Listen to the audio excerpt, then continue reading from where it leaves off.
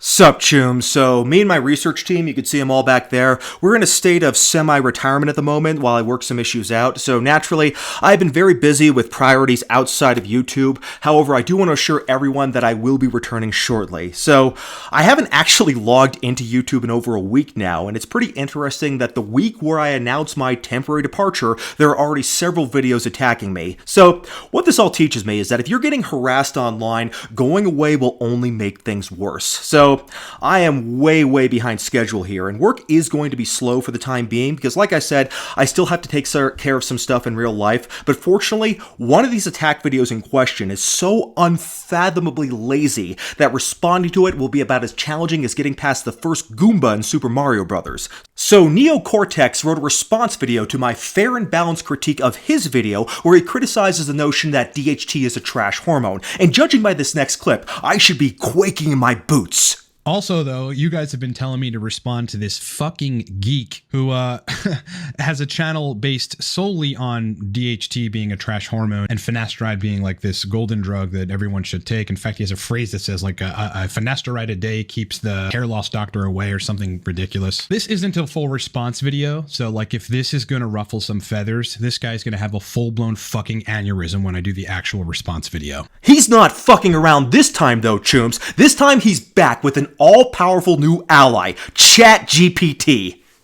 I decided to ask arguably the most intelligent, most information-dense artificial intelligence platform, ChatGPT, what it thinks about DHT and penile erection, penile reflex, libido, sexual function, and males. So when you can't do the research yourself, that's okay, because we're living in the world of Terminator 2 just before Skynet becomes self-aware, achieves technological singularity, and then wipes out humanity in a future war. Can't think of good counter-argument? No problem. Just outsource your argument to our new technological overlords and they'll do all the work for you. So here is where he is analyzing my video, and I have to be honest, I actually did expect some sort of thorough scientific analysis breaking down the points I researched and made in this video, but instead, all he did was insult me for reading from a script.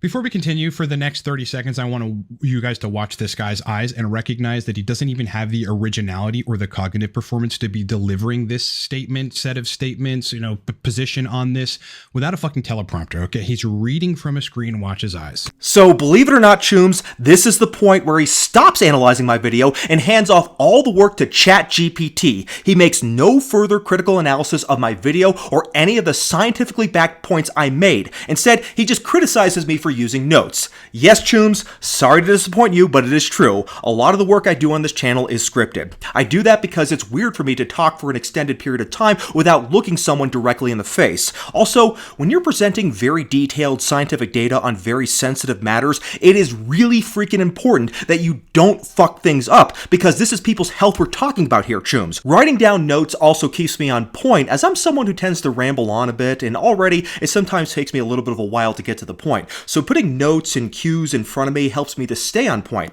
It also cuts down on the number of edits I need to do in order to make the video, because I'm less likely to misspeak or get distracted while making my content. Simply put, I script my videos in order to make myself a more effective content creator, because that benefits my viewers. I've done some completely unscripted videos on this channel before in the past. If you want to see an example of one of those, you can look at my video titled Taking the Red Pill to Stop Hair Loss, and that was originally meant to be an introduction video to my channel, so it should have just been 5 minutes long, but it ended up being over 30 minutes long, so hopefully you can see why I usually prefer to take notes and write them down before I make my videos. Truth be told, I don't have every scientific point memorized, and neither does Cortex Labs, and he's bullshitting you if he's giving you the impression that he does. My objective here is not to put on some performance and impress you all. I just want to give you Choom's good hair loss information. The point is completely ridiculous anyways. I mean, if I said everything based on memory, would that suddenly change the quality of the information I am presenting to you? Of course not. This is just an ad hominem attack to avoid addressing my very valid critique of his video. But what makes this point even more hypocritical is that he then literally has ChatGPT write his script entirely for him, and then he just reads it off verbatim. You can criticize me for scripting my videos if you want to, but at least I actually do my own research and take my own notes.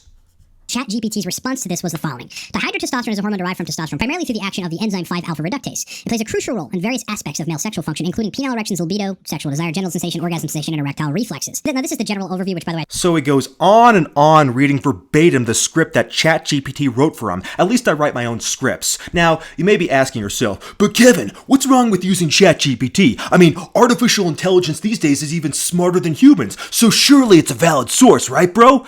And I'd agree with that, actually. Artificial intelligence is so smart, in fact, that these days, not even Cortex Labs realize that he's being duped by his own AI software, and I'll explain why. The problem with ChatGPT is that it is a software that really wants to please you. You guys remember that attractive holographic AI from Blade Runner 2049? It was advertised as, she tells you what you want to hear. And the fact is that science fiction isn't too far off from our present-day scientific reality, and the answers it gives depend on how you ask the question. So I can play this game too. Let me go ahead and show you. So I asked ChatGPT what studies show that DHT is not essential for erectile function. Here is what she said. Several studies and clinical observations support the idea that dihydrotestosterone, DHT, is not essential for erectile function. Here are some key points and findings from such studies. 1. Effects of 5-5 reductase inhibitors. Finasteride and dutasteride. These drugs inhibit the enzyme 5 reductase, which converts testosterone to DHT. Studies have shown that while these medications can reduce DHT levels significantly, they do not universally cause erectile dysfunction, ED, in men. For instance, a study published in the Journal of Sexual Medicine found that finasteride did not significantly affect erectile function in most men, suggesting that DHT is not critical for maintaining erectile function. 2. Androgen deprivation studies. Research involving androgen deprivation therapy, ADT, for prostate cancer treatment indicates that the loss of DHT does not uniformly lead to ED. Although ADT reduces overall androgen levels, including both testosterone and DHT, many patients maintain some degree of erectile function. This points to the role of other factors, such as overall androgen activity and vascular health, rather than DHT alone. Congenital 5-high reductase deficiency. Individuals with congenital 5-high reductase deficiency have lower absent DHT levels, but can still achieve erections and experience normal sexual function to varying extents. This condition shows that normal erectile function is possible without significant DHT levels. 4. Clinical observations and comparative studies. Comparative studies of men with different levels of DHT due to genetic variations or medical treatments have demonstrated that there is no direct correlation between low DHT levels and the incidence of ED. These observations reinforce the understanding that testosterone, rather than DHT, is the more critical androgen for erectile function. These studies and observations collectively suggest that while DHT has significant roles in other aspects of male physiology, it is not essential for maintaining erectile function in adults. The primary androgen responsible for erectile function appears to be testosterone, with DHT playing a less critical role. ET's plain.jsm.jxmed.oracle/174360995332445.ncbi.nlm.nig/articles pmc3toxic.nih.nih.gov/case/left dumpster.com's article 2008-16. I gotta be honest, this is actually kind of fun here, Chubes. I can't even begin to describe to you how easy my job would be here at Hair Cafe if I could just rely on ChatGPT for everything. So I'm not done quite yet. So ChatGPT, would you kindly tell me why DHT is not important for erectile function? Dihydrotestosterone, DHT, is a potent androgen derived from testosterone, but it is not considered critical for erectile function for several reasons. 1. Primary role in sexual differentiation. DHT is more crucial for male sexual differentiation during fetal development, influencing the formation of male genitalia and secondary sexual characteristics such as body hair. 2. Testosterone's role. Erectile function is primarily driven by testosterone, which directly affects the libido and the physiological mechanisms leading to erection. Testosterone acts on various tissues, including the brain and the erectile tissue in the penis, to facilitate sexual arousal and erectile function. 3. Lack of direct action on erectile tissue. while DHT is more potent in binding to androgen receptors, its direct role in the erectile tissue of the penis is less significant. Studies have shown that men with low levels of DHT, but normal levels of testosterone, do not necessarily experience erectile dysfunction. For clinical evidence, treatments that block the conversion of testosterone to DHT, such as finasteride and dutasteride, often do not cause erectile dysfunction in a significant number of men. This suggests that DHT is not essential for maintaining erectile function. Overall, while DHT plays a vital role in male development and certain androgenic functions, its importance for erectile function is secondary to that of testosterone. So you are all welcome for that thirst pick of Scarlett Johansson, but the point I'm trying to make here, chums, is that the answers you get from ChatGPT depend on how you phrase the questions. ChatGPT is intelligent because it is trained on essentially all the information that is on the internet. This includes sound information as well as disinformation. So even though ChatGPT can definitely have its uses, it shouldn't be relied upon, especially to make response videos because it isn't accurate and it is also extremely lazy. Studies show that ChatGPT often hallucinates and gives wrong answers, just like this study here that showed that it gives wrong answers 52% of the time. So he then goes on to give some anecdotes from people he knows who insist that finasteride ruined their life and that it's given them all sorts of horrific problems, or that taking supplemental DHT gave them whiz-bang orgasms. And I've described somewhat recently on a live stream an anecdotal of a male that has been consuming our content that started taking Provirid, and suddenly the climax reflex was a lot more potent. Like the ejaculate sort of pumped out in an aggressive fashion, and the intensity of the orgasm was substantially better than normal.